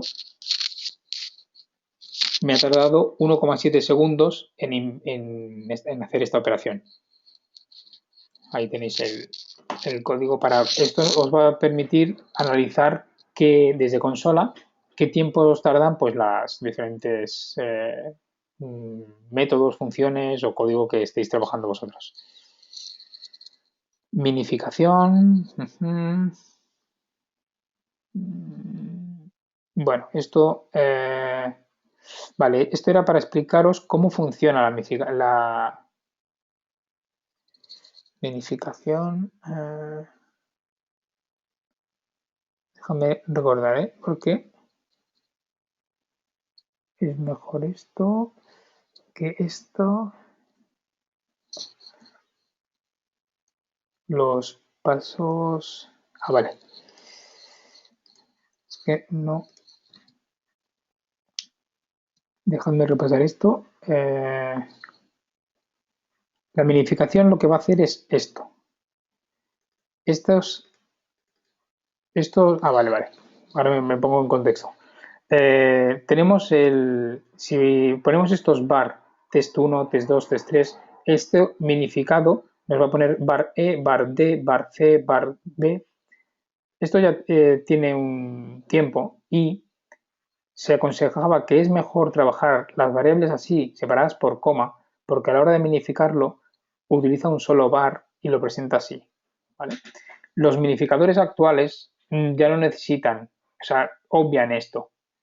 Si nuestro código es así, que puede parecer más legible con el bar o no, eso es una cosa ya personal, los minificadores acaban generando ya directamente este código así, independientemente de si hemos puesto el bar o no, porque el bar, como antes decíamos, el window es una palabra reservada que no se puede minificar, bar también es una palabra reservada que no se puede minificar. Entonces, cualquier variable siempre va a tener, por cierto, aquí hay un muy mal ejemplo de ponerle números a las variables, siempre van a tener 4 caracteres de más, porque va a ser bar, espacio y el nombre de la variable. Pero eso es una cosa que los minificadores actuales ya han mejorado. Cosas a mejorar. Si podemos crear un objeto con un new object, incluso pasándole el object prototype, pero esto realmente creo que en muy poco código veréis con este parámetro pasado por aquí, pero el new object sí que lo podéis haber visto, igual que el new array. Pues esto es más rápido. Abres y cierras llaves y abres y cierras corchetes. De esta manera es mucho más rápido y está más optimizado para la minificación y para la generación de los objetos. Un dato interesante, dejadme mirar qué queda por mirar, ¿vale? Y el otro es, vale, las conclusiones, ¿vale? Era por ponerme un poco en contexto. El atributo async. Antes hemos visto que JavaScript es bloqueante, nos bloquea la carga, interpreta el código y después puede ser que modifique o no nuestro HTML y CSS. Lo que podemos hacer es, si tenemos tenemos una librería, aquí tenéis los enlaces, que no, aquí hay una documentación, perdón. Tenemos un parámetro que se llama async, que lo que podemos hacer es aplicarlo a todo JavaScript que sabemos que no modifica el DOM. Eso implica o incluye el Google Analytics, por ejemplo. Google Analytics no afecta al DOM. Lo que hace es enviar información una vez se ha cargado la página. O en el momento de que se ha cargado la página, añade elementos de interacción, recoge eventos para luego enviarlos. Pero en el momento de carga, ese primer momento de carga no necesita el JavaScript para modificar el DOM. Entonces, si le ponemos un async, aquí veremos los ejemplos, pero aquí tengo unas capturas. Fijaros que el async lo que nos permite es lo siguiente. Tenemos, este es el HTML, este es el CSS, y después tengo aquí dos cargas de archivos JS. Fijaros que primero carga el HTML, después carga el CSS y después empieza la carga de los JavaScript. La línea roja interpreta el final del documento y cuando lo está enviando a pantalla. Si hacemos lo mismo de forma añadiendo el parámetro async en estas dos llamadas, que sería esto que hemos visto aquí, este ejemplo, aquí tenemos las dos llamadas a estos JavaScript con un parámetro async. Fijaros que una vez ha acabado de cargar el HTML, empieza con el CSS, pero también empieza de forma paralela con los JavaScript. ¿Por qué? Porque sabe que son asíncronos, no tiene que cargarlos después del CSS. Fijaros que este nos llega a 2,50 y este a 3,84 segundos. Hemos conseguido que solo con poner ese atributo en la carga de la página sea más rápida. Y esto es una manera muy visual de ver cómo el parámetro async nos permite que una vez que ha cargado el HTML, cargar paralelamente en archivos de CSS y de JavaScript. Tened en cuenta que los navegadores pueden descargar hasta 8 peticiones en paralelo del mismo dominio. Es importante ese detalle del mismo dominio porque si tenéis imágenes en un servidor de imágenes o un servidor de media que se le suele llamar, y entonces no es el mismo dominio, tan solo con que no sea el mismo dominio ya no se considera. Si es un subdominio diferente, ya se considera que es un servidor del cual puede hacerlo de forma paralela. ¿Dudas sobre esto que hemos visto? El tema del parámetro async es, como lo veis, es interesante.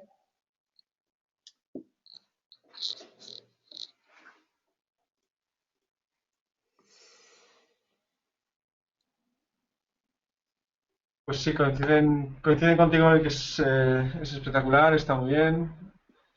Preguntas hay varias. Si quieres, no sé si quieres que ya definitivamente avancemos con esa tanda de preguntas. Pues sí, porque de hecho pasamos a las conclusiones, que de hecho creo que hay 2 slides, y luego un enlace que os tenía, un par de enlaces, uno que es como referencia para que lo tengáis y el otro que era como bonus. O sea que es un buen momento para ahora repasar las preguntas.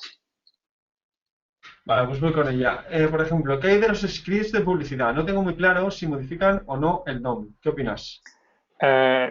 Dependerá mucho del script de publicidad. Hay scripts de publicidad que lo que hacen es enviarte, por norma general sí que modifican el DOM, pero es muy probable que nos dé igual el hecho de que sea de forma asíncrona. El hecho de que sea de forma asíncrona quiere decir que nos va a pintar antes la pantalla y luego va a añadirse, va a pintarse esa publicidad. Si no le añadimos este atributo de asíncrono, hasta que no acabe de cargar e interpretar todo ese código, no nos va a pintar resultados en pantalla. Tened en cuenta que hay veces que vemos la página que se carga y luego va apareciendo la publicidad. Eso es porque ha modificado el DOM y luego ese bloque de publicidad de forma aislada lo que está haciendo es hacer otra petición a una imagen o a más archivos del servidor de publicidad. Por eso a veces vemos el bloque y luego, luego aparece de forma automática la publicidad. No quiere decir que hasta que esté todo totalmente cargado, hasta la publicidad no se pinte nada en pantalla. Pero hay procesos, y los veremos con el tema del Performance Optimization, de ir pintando bloques para mantener la atención y no dar la sensación de que ha pasado demasiado tiempo sin mostrar nada. ¿Qué más? Perfecto. Más cosas por aquí. ¿Cuántos... un segundo. Sí, ¿cuántos JS es capaz de cargar a la vez con Async? Lo que decía, 8 si solo está cargando JS, pero si está cargando JS e imágenes, pues los que tenga. Vas haciendo, o sea, hay algún navegador, creo que Explorer, en alguna versión anterior, me parece que era 9, cargaba 6 en paralelo, pero por norma general los navegadores modernos cargan 8 a la vez, independientemente de que sean JS, imágenes, HTML o CSS. ¿Algo más? Más cosas. Sí, más cosas por aquí. Jorge añadía un poco en los comentarios. Dice, sí, pero saber qué afecta al DOM es también una buena tarea. ¿Algo que añadir a eso? Bueno, no acabo de entender eso de que es una buena tarea. O sea, de que es una buena tarea es, vale, no como inconveniente. O sea, es una buena tarea como inconveniente. Exacto. Sí. Pues sí, evidentemente. Si estamos ligados a tener esa publicidad, pero creo que como yo comentaba, va a modificar el DOM, pero realmente necesitamos que el DOM esté modificado antes de presentarle algo al usuario, o nos da igual que presentamos el contenido de la página y luego al cabo de depende de la respuesta del servidor, si es bueno siempre va a ser menor de un segundo, pero pongamos que es un servidor normal y al cabo de un segundo aparece la publicidad. ¿Podemos vivir con eso? ¿Podemos vivir con que el usuario primero vea contenido y luego al cabo de un segundo muestre la publicidad? Teniendo en cuenta que muchos de los usuarios tienen el AdBlocker instalado y nos va a bloquear de forma automática la publicidad, es una cosa a tener en cuenta. ¿Qué más?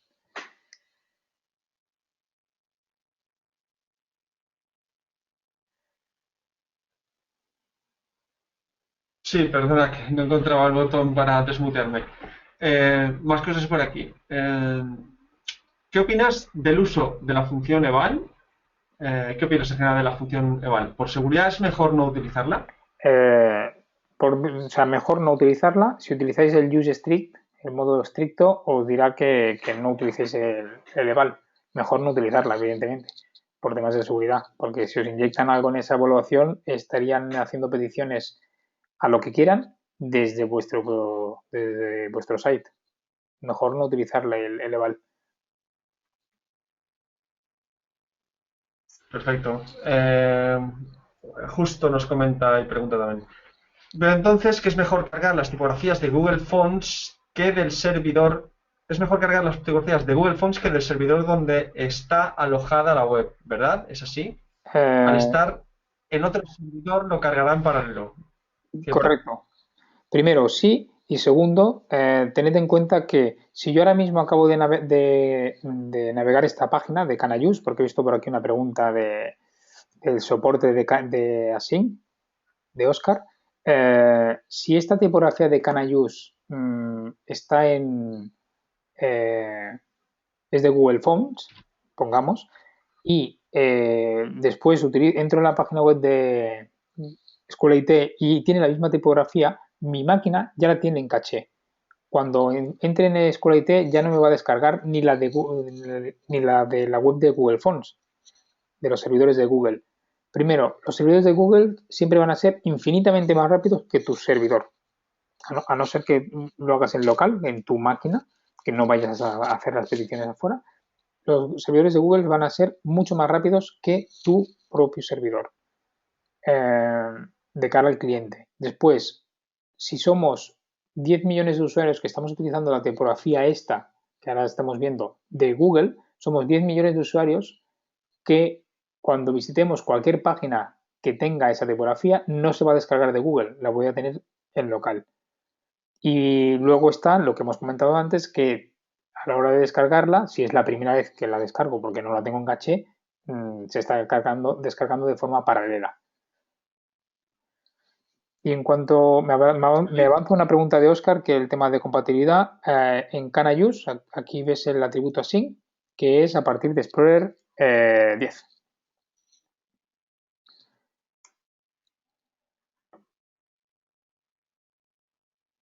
Va a haber más cosas por aquí.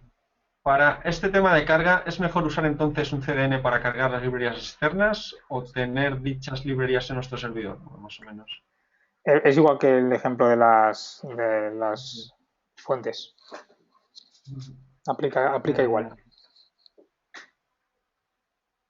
Vale, no sé si me he dejado alguna por ahí que puedas ver. Mira, una más de Tony en este caso. ¿Se puede cargar un CSS o fuentes después del body? No es aconsejable. Es mejor que el CSS recordar cómo funciona el render del navegador.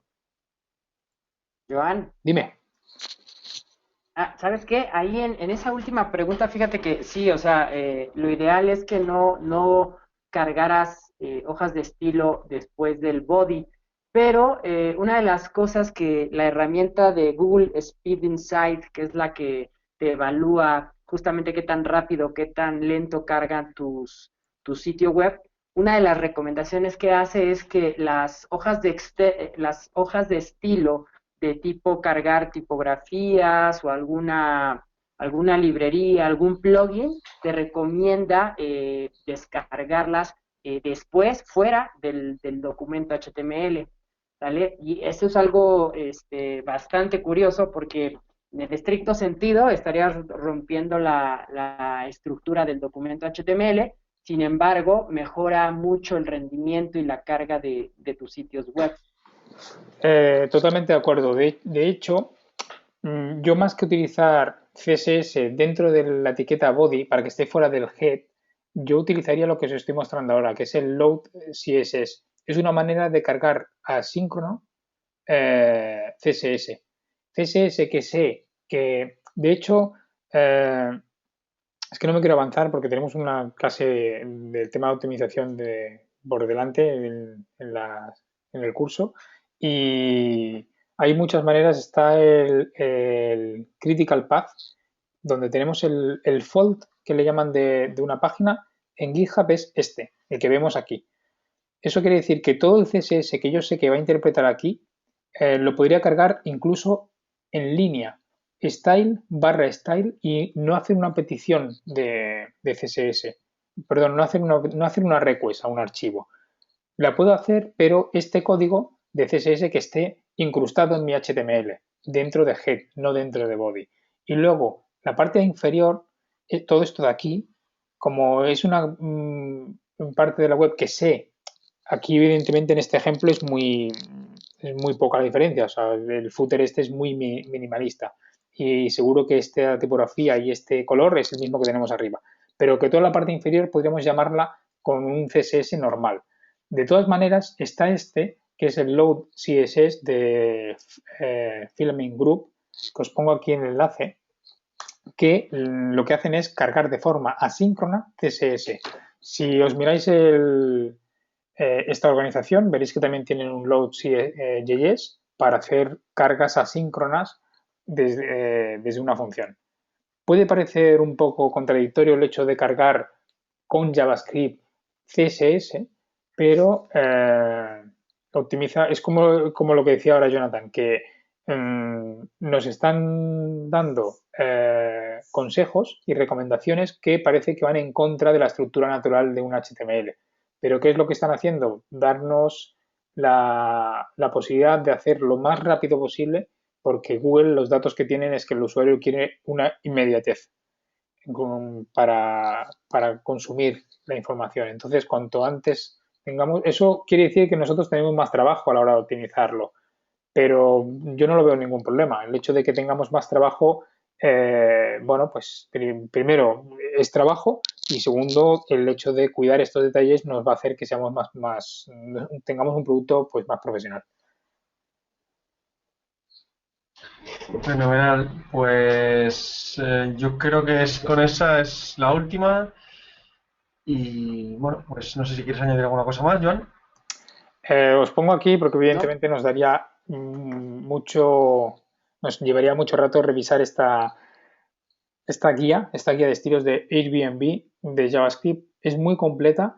Tened en cuenta que ahora está basada en ECMAScript 6. Por eso que todo lo que veréis aquí serán especificaciones de ECMAScript 6. Si no estáis trabajando todavía con ECMAScript 6, que es una cosa que veremos también durante el curso, qué herramientas utilizar para trabajar con ello, de momento podéis entrar en este primer enlace que es ECMAScript 5 y aquí veréis que hay cosas como algunas de las que hemos ido viendo, aquí el object está mal hacerlo con un new object, hay que hacerlo así.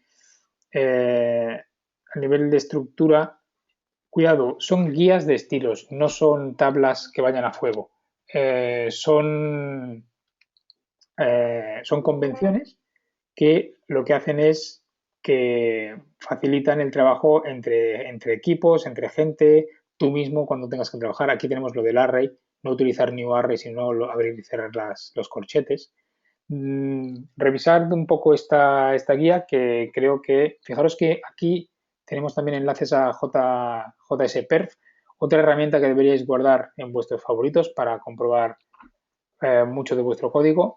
Y por último, una lectura muy, muy interesante es esta que os pongo, que es cómo funcionan los navegadores. Es una lectura, es un poco densa porque habla de cosas muy, muy, muy técnicas, muy de bajo nivel. Fijaros en el scroll que este de aquí, que es muy pequeñito, es un contenido largo y denso, pero la verdad es que es muy aconsejable porque te ayuda a tener un poco una visión de cómo funciona.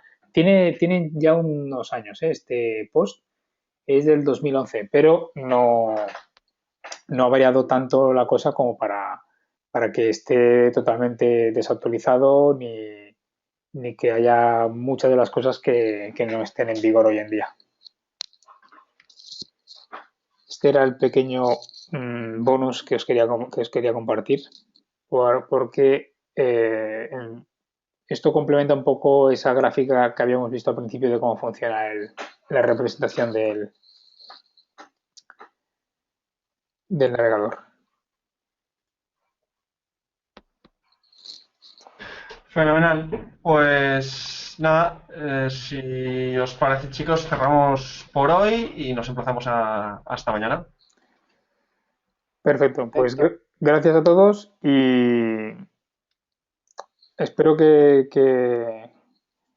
echéis un vistazo a estas guías, que si tenéis alguna duda ya sabéis que podéis pasarme un correo para acabar de solucionarlo. Me quedo con aquello del use strict, prepararé algunos ejemplos y os los pasaré por mail para que los tengáis a mano y mañana continuamos con las buenas prácticas de CSS con Nahuel. Hasta mañana. Hasta mañana. Mañana.